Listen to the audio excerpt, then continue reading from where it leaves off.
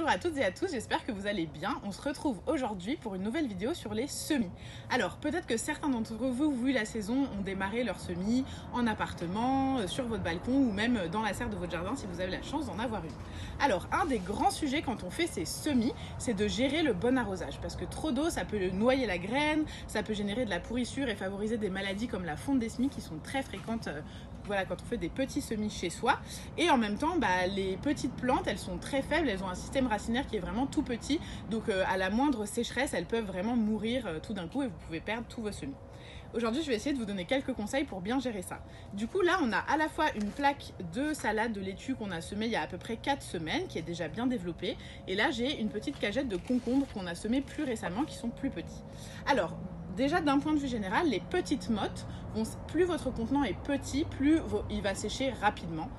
Donc typiquement ces mottes là c'est des choses qui sèchent très vite, donc il faut être très vigilant à l'arrosage. Alors là, si je touche le dessus de ma motte, vous pouvez pas le sentir, mais elles sont extrêmement sèches. Mais en fait je l'ai extrait de la plaquette et finalement le bout, là le fond de la motte est encore très humide, donc c'est pas forcément le bon moment pour arroser.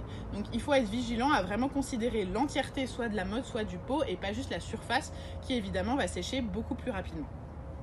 Là, ici, sur ma cagette de concombres, j'ai à la fois des concombres qui sont très humides et des concombres qui sont déjà très très secs.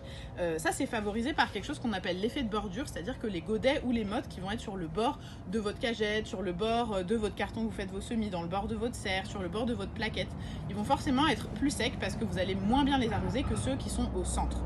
Donc pour bien réussir son arrosage, il faut vraiment insister sur les bords et avoir l'impression vraiment de dessiner la forme de ce qu'on arrose avec la paume d'arrosage pour être sûr de bien hydrater de manière homogène tous les godets.